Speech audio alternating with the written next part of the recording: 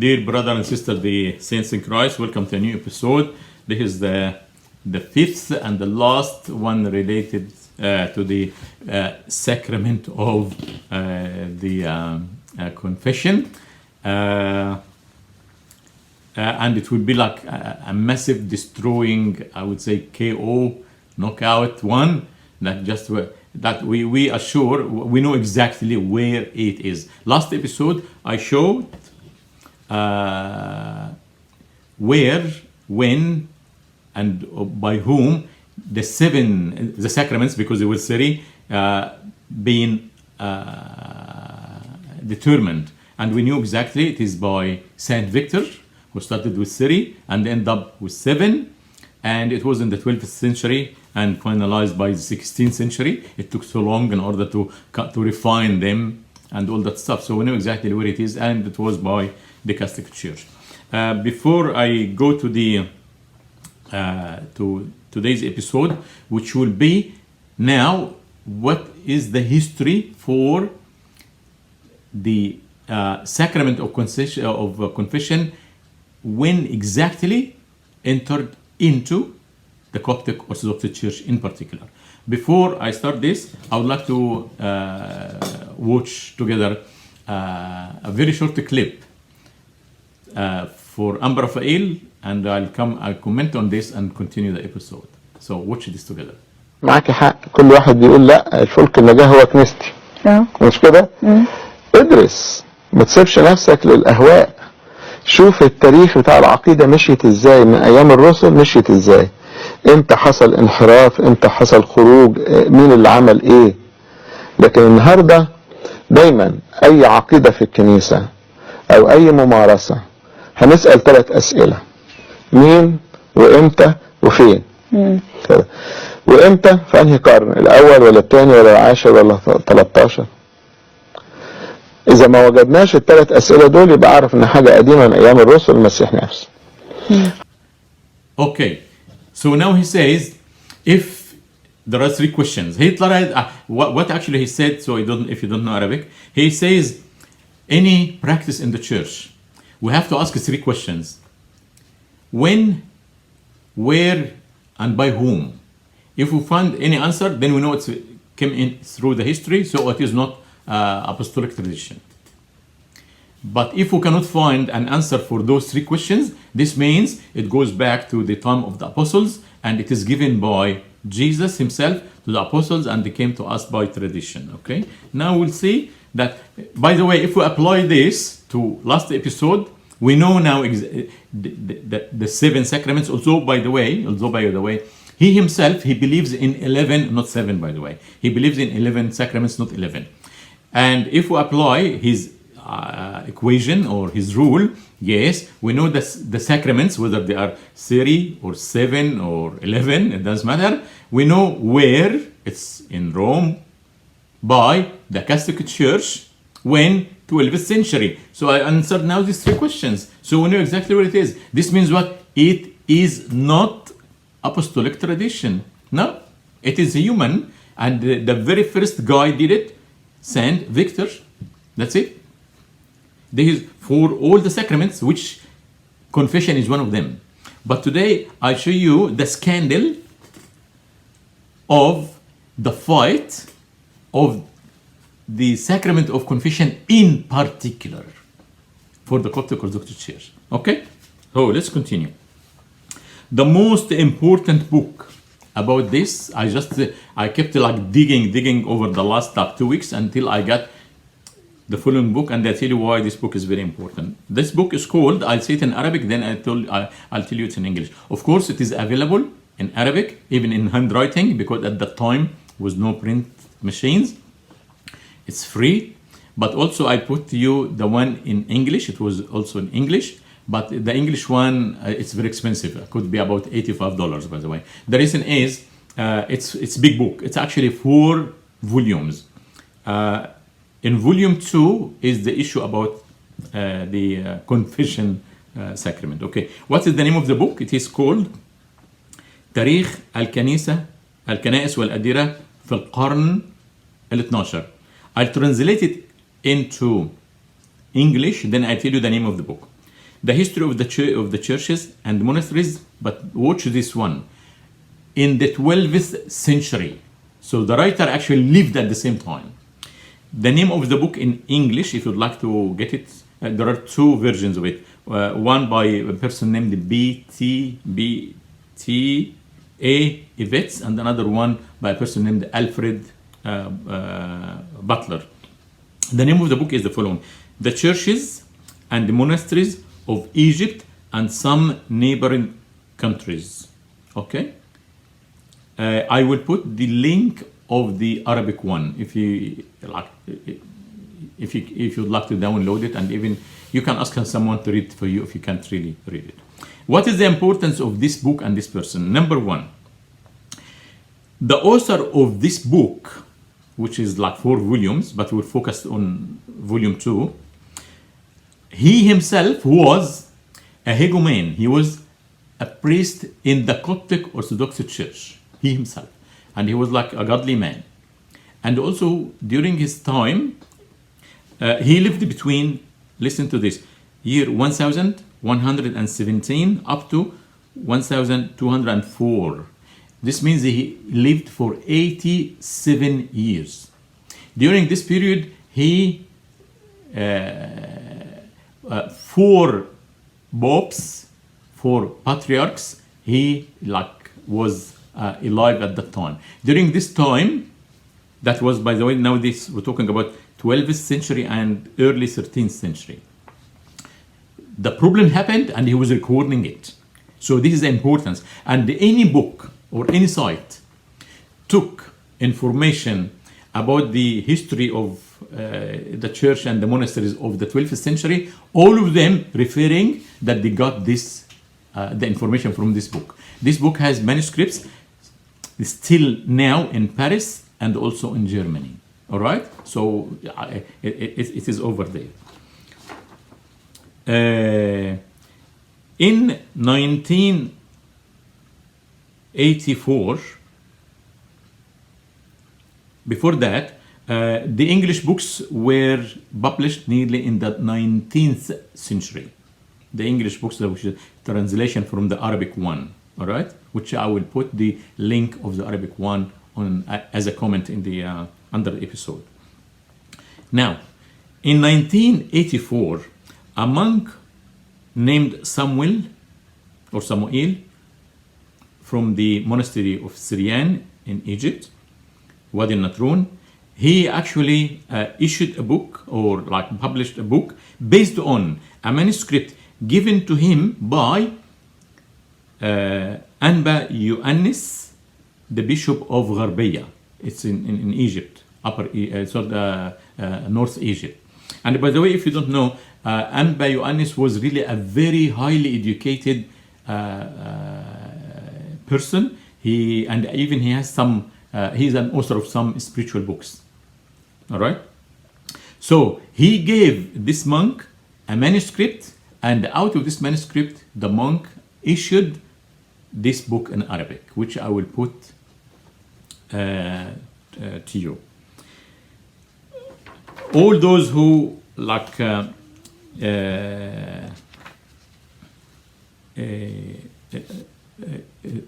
spoke about the history of the churches and the Sacrament of Confession history took from this book. Now, this book covers this period between 117 to 1204. This is the time of Abu al-Makarim. This person, as I mentioned, his name Abu al-Makarim Sa'd Allah Ibn Girgis Ibn Mas'ud. I'll say it in English. Abu al-Makarim, son of Sa'd Allah, son of Girgis Ibn Mas'ud. Okay? Why this book is very important? Because this guy, or this priest, lived at the same time. He was a priest during the following patriarchs. Number 1, Pope Michael III, Pope number 71, from 1145 to 1146, because he only was a pope for only 8 months. After that he died. This pope was totally illiterate. He did not know how to read or write Arabic or Coptic, and also it says he was totally ignorant. He doesn't know even the law of the Bible, and he doesn't know even Coptic language. But how he became a pope? Just because they said he was a saint and then he was a monk, so just people agreed like to make him the pope. After him came another pope named Pope Ioannis V. This person stayed like 18 years and a few months as a pope. After him, Pope Morcos Mark III. This is Pope number 73, and he stayed as a monk, as a pope for 22 years and a few months. After him, Pope number 74, who is Pope Ioannis VI, and he stayed for 26 years as a pope. This author of the book, like if we can say him, Father Abu Makarim, at the time, I don't think they will be called father, and as we will see. So he was a priest during those 4 people. What happened? During the first pope, the one that was illiterate person, he was, his name was Pope Mikhail. Also, there was a bishop in Lower Egypt or Northern Egypt named Amba Mikhail as well, but was just a bishop of Dumyat. This person, or this bishop in Dumyat, Northern Egypt,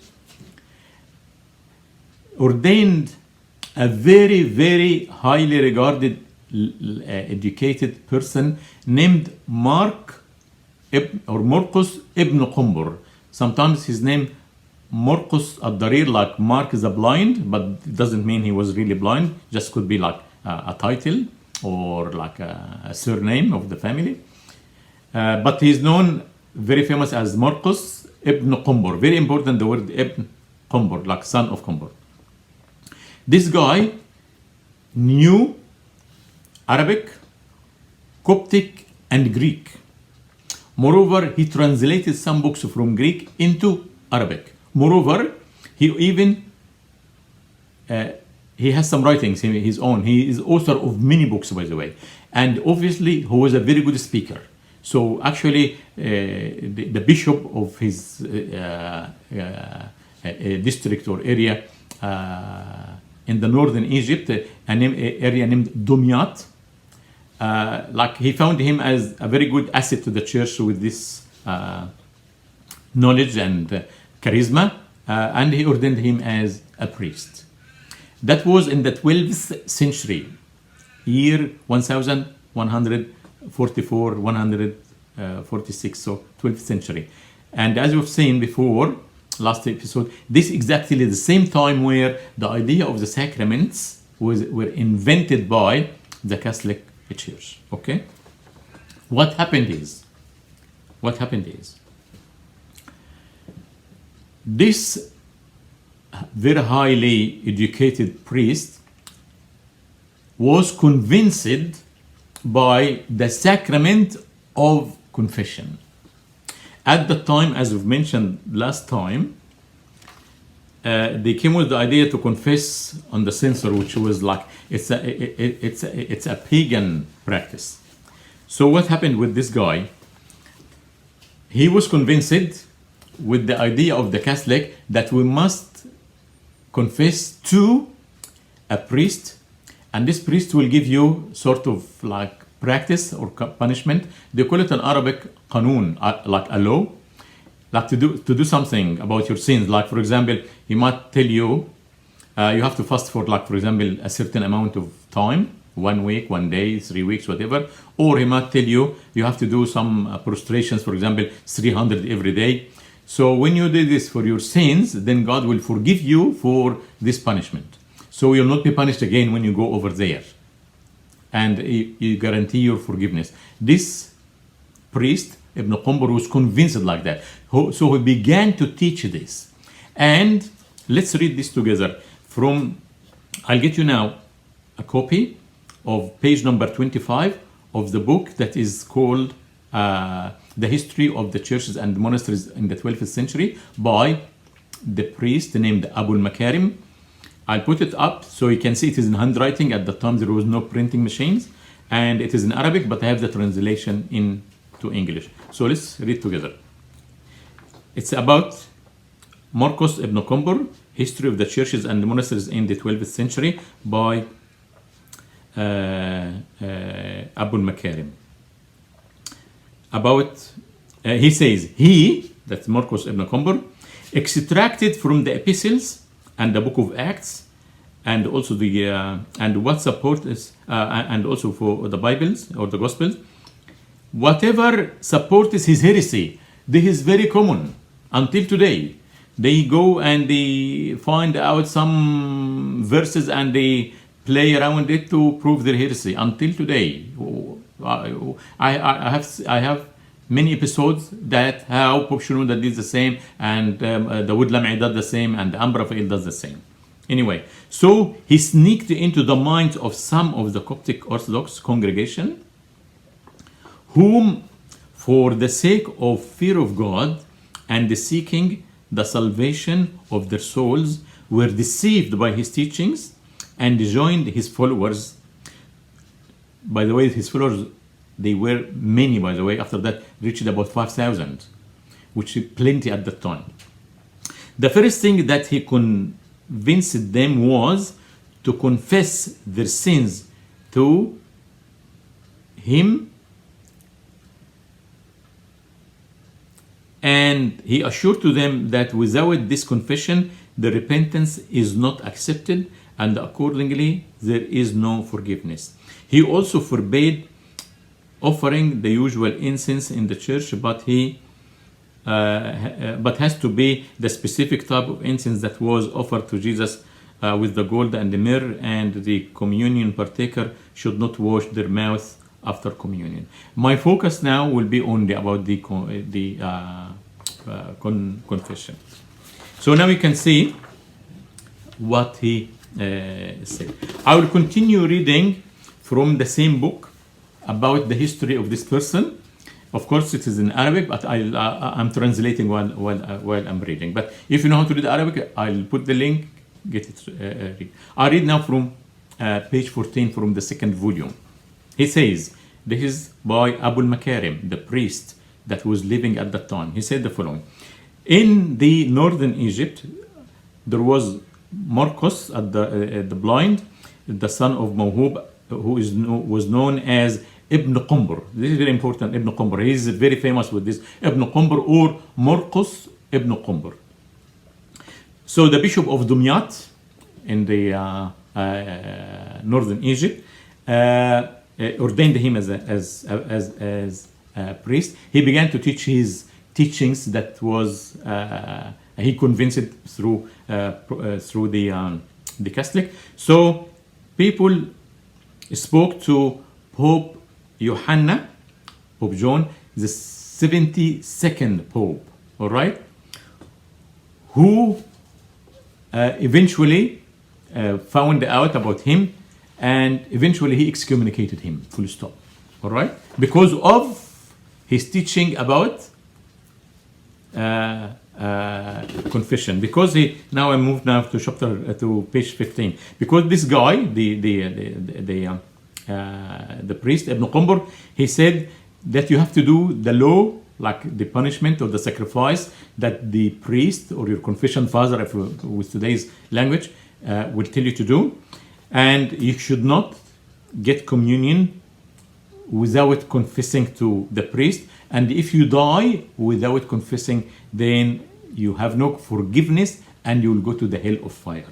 He also mentioned that in the church we should not use any incense except the one that was offered to Jesus at that time. And he said, when you get this law of punishment or sacrifice, that you do it here, this will save you from the punishment that God would punish you. After the Pope Johanna died, who took over the one next to that was Morcos. So what happened?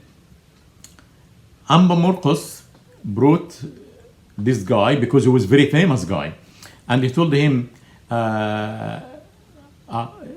like he asked him to have a mass together, and he asked him to swear before the altar on the book of John, which is totally wrong, but however this happened. And they told him, if you do this, that you will not do your teaching this anymore, then you are not excommunicated, so you are back to the church, and you okay. So the guy, Ibn Kunbar, agreed on this. So he was back officially to the church, but he already got big congregation, by the way, as we'll see. His books even were everywhere in Egypt at the time. So he was back to the church, but after very shortly, again, the people told Morcos that this guy is back again to his teachings. Then he excommunicated him again. So this guy was excommunicated twice because of his teachings, which is the most important one, is the teaching of you have to confess to a priest, and you have to to make some sort of sacrifice for your sins, otherwise there is no forgiveness. And at that time he began to ask his people to call him father, and from what I read, I guess this is where the Abuna began to be entered into the church. Also, he was against the idea of circumcision of the Coptic boys, by the way. So he was very open-minded. Why I'm saying that? Because until today, I know some priests in the Coptic Orthodox Church, and even some of them in the United States, like very well educated, or they live in such advanced country anyway, they insist that you must circumcise the boy before bringing him to baptism, which is totally wrong. Anyway, I'm not focusing on this, but I wanted to show that this guy in the 12th century, he was so much advanced and like an open-minded person than some people now in the 21st century. But now my focus again, that his problem mainly was the confession, and 4 popes were against this. All right. So now this guy appeared at the time of, as we mentioned, Pope Michael III, the one that was illiterate, and he was not happy with the teaching of confessing to a priest. The second one, Ioannis, who excommunicated Ibn Kunbar. Then Morcos, who restored Ibn Kunbar. Then he excommunicated him again because of the teaching of the confession. Then Ioannis came after that and was also against Ibn Kunbar because of his teaching about the confession, and we will talk about another one came after that in another book. Now, we would like to see now what is written about Ibn Kunbar in the Coptic sites.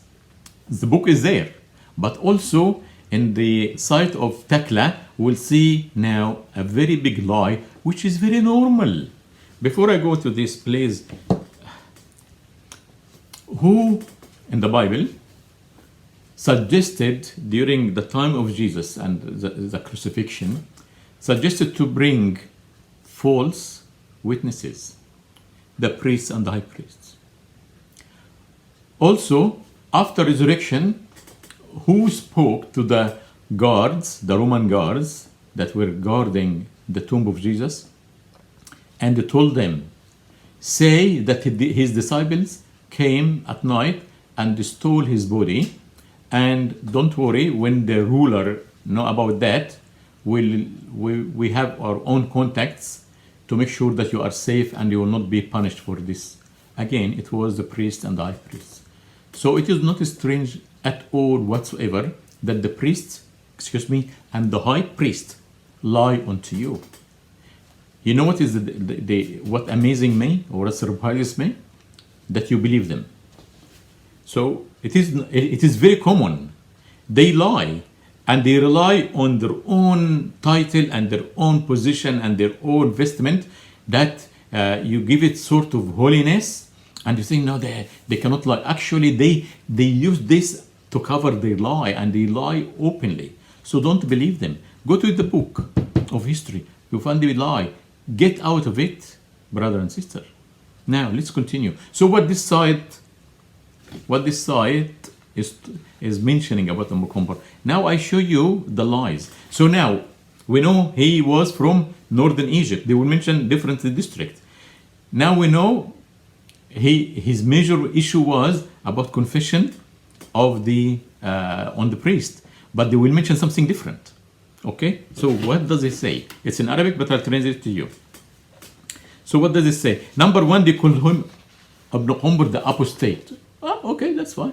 Because he was at least excommunicated twice. Could be 3 times, but mentioned openly 2. Some people said 3, but it doesn't matter. Even excommunicated once, and he died while he was excommunicated. So he's apostate. Okay, what did they say? They say he lived in the 12th century. This is correct.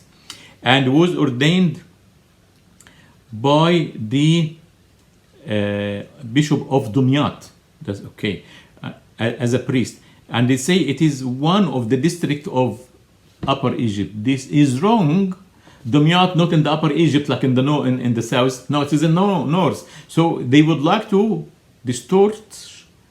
They are like to make it like not clear information. So eventually, as we'll see in one of the other books, they would like to actually to remove him from the memory of the history, but they couldn't because of the amount of books he wrote. He was so much charismatic guy. So he is actually northern Egypt, not southern Egypt, as they try to mention. And they say he was also, to some extent, well educated. Now, dear friend, he was very well educated. But however, they mentioned that he knows Arabic, Coptic, and some Greek. In fact, no, he knew very well Greek, to the extent he was translating books from Greek into Arabic. So they try like to distort his character and his knowledge. They try like to remove him from the history, but they couldn't. And they say actually he translated some books from Greek into Arabic. So if you translate from Greek to Arabic, this means you are very well in both languages, huh? Not to some extent. Anyway. And also now they mentioned something maybe they didn't realize that, and they said he wrote many, he is the author of many books. Good. But they say these books are against some of the major teachings of the Coptic Church. Good. There are many books, by the way. I mentioned that these many books, it is not only one book about one thing. No, many books about many things that against the church. What are those many things? They will mention 2 things. I'll mention to you now. As they say, he declared there is no use of the incense. Oh my goodness, that's all? No, he did not mention that. He did not mention there is no use of the incense. He was just against the type of the incense. But do you think that this is very major one? Oh yeah, liars. No, this is not a major one. In the church now, any priest brings any incense, just put it in the censer and that's it. This guy said, no, we have to offer the type of incense that was offered to Jesus by the 3 wise men. So we think this is a big issue? Of course not. The big issue, they're hiding it. What is the second thing that was an issue? This guy also was forbidding circumcision. Oh my goodness, do you think now this is a big issue? Oh, liars. They are not mentioning anything about the sacrament of confession. See, so now they cannot actually take him off the history, and they confess that he has many books against the teaching of the church, and eventually these major teaching in the church, they say, he said incense is not important and circumcision is not important. So this is important? This is really a big issue? He was excommunicated because of that? No, of course not. Let me continue. It continues after saying he declared that incense is not important, and some of the bishops and the people spoke to Pope John V. This is the 72nd Pope. To excommunicate him. So he was patient to him. Then he excommunicated him from the church. After that, Pope number 73, he restored him with agreement to give up his teachings. But in fact, his teachings and books were everywhere in Egypt at the time. So the guy actually, he was very smart. He said, it's okay. So he was restored officially to the church, but he was teaching the same teachings. Then the people and the bishop again came to him, to Pope Morcos, the 73rd one. And he told him he is back. Then he actually called him again and he excommunicated him again. So this guy was excommunicated twice because of this. Now we come to the following conclusion. Now that Pope number 71, 72, 73, and also 74 were against the teaching of Ibn Kunbar, which is the importance of confessing to a priest and getting absolution, and if you don't do this, your salvation is not guaranteed. Is this not what's happening now in the church? They say that. So at least now those four, which during the time of Abu al-Makarim, the priest Abu al-Makarim or the hegumen Abu al-Makarim, they were against the teaching of confessing to a priest. But they are not mentioning this. Okay. There is another website called موقع الفاهمون يضيئون. It's an Arabic one again.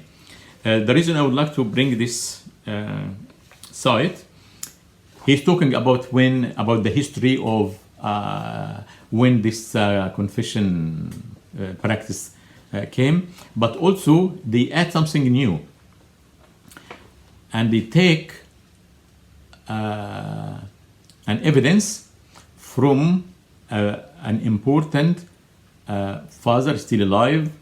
He's a monk in the monastery of St. Macarius. His name is Father Athanasius. He has plenty of books and he's a very good researcher, this person.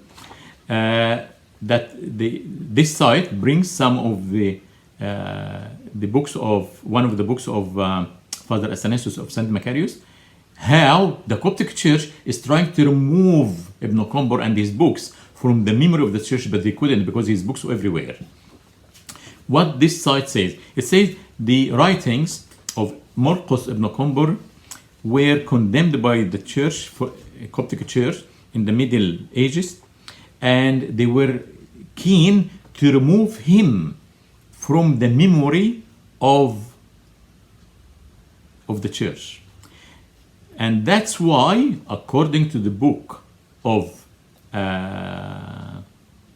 Father Athanasius of St. Macarius, I'll say the name of the book in Arabic, then I'll say it in English to maybe understand. It says, فهرس كتابات أباء كنيسة الإسكندرية الكتابات العربية. He say the name of the book is a listing of writings of the Church of Alexandria Fathers, Arabic writings by Father Athanasius of St. Macarius. The book in Arabic. What happened in this listing? That the name of Ibn Kunbar was removed intentionally. So they did not mention him because he has many writings. Okay, what about now? How do they refer to his writings? Because they say his writings were everywhere in Egypt. Look at this deception, this lie. When they are forced, when they found his books or his writings, they say one of two things. Either it's unknown author, or listen to the coming disaster. It is writings of the fathers. Dear brother and sister, how can you trust such a church? They try to remove the guy and his writings, and when they couldn't, they say it's for unknown author. No, he is very known author. Or they say writings of some of the fathers, to give you them, because they are good writings, to give the impression that they are writings of the father, which means normally when they father, they mean anything up to the 5th century, not after that. So they lie to you. Okay? So can you see? It's very wicked, very wicked.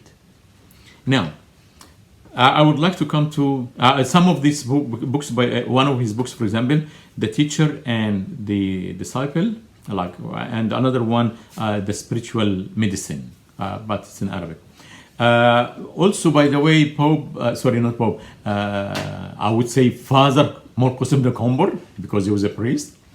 He also taught his disciples to call him Father, by the way.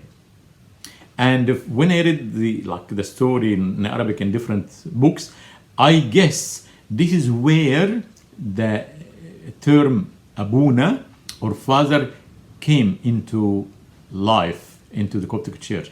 Because even the author of the book never mentioned his name as Father Abu Makarim, just as mentioned Abu Makarim.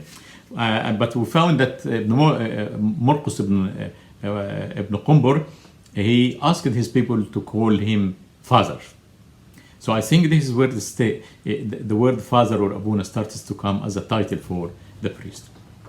Okay, now I would like you will see this is the story of history of confession into the Coptic Church. All the sites, all the books, whether it is in Arabic or in English, they refer to this particular book of Abu Makarim, the one that we're reading from. Now, there is a lady named Louisa Butcher, also wrote something about Ibn Kunbar, but also there is an extra thing for Pope number 75, that he was also condemned because that time this Pope wanted to approve the confession to priests, but the bishops did not like him. However, this Pope number 75, known as Pope Kyrillos Ibn Luqluq or Dawood Ibn Luqluq, known even in the Coptic Church that he was a corrupted, a terrible Pope. They mention only one thing about him in the Arabic versions, but the English says more. So they mention the major thing that they say, he never ordained any priest or bishop unless he paid him money. All right? So he was like, it's corruption. You would like to be a priest, you pay me. You like to be a bishop, you pay, of course, more. You would like to be promoted from whatever to over there, you pay more. All right? But in fact, Louisa Butcher, in her book is named that History of the Egyptian Church. Mrs. Louisa Butcher, in her book, this History of the Egyptian Church, chapter 55, she says about Pope Cyril or Kyrillos Ibn Luqluq, the corrupted one, number 75, that many of complaints were against him. So what happened? She says that many bishops